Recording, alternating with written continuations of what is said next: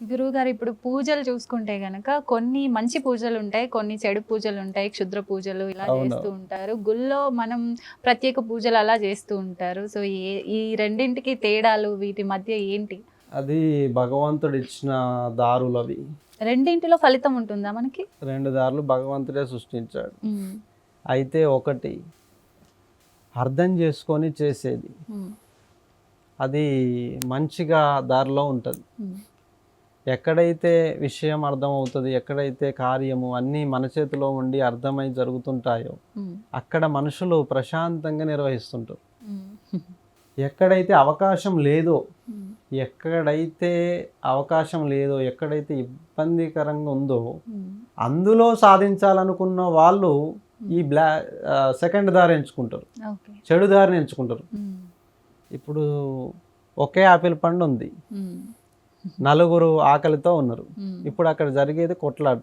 ఉమ్, ఇప్పుడు నలుగురు వ్యక్తులు ఉన్నారు, ఉమ్, 20 యాపిల్ పండ్స్ ఉన్నాయి.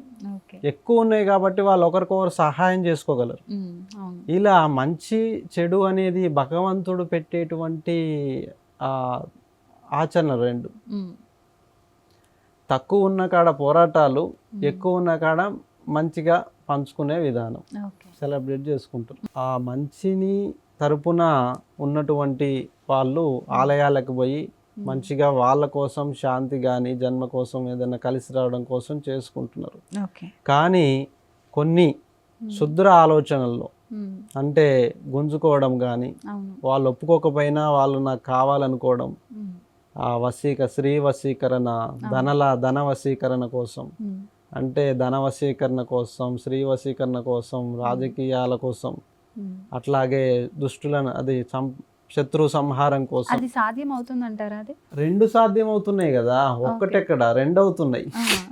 ఇది అది అటు మంచి సాధ్యం అవుతుంది, చెడు సాధ్యం అవుతుంది. ఓకే.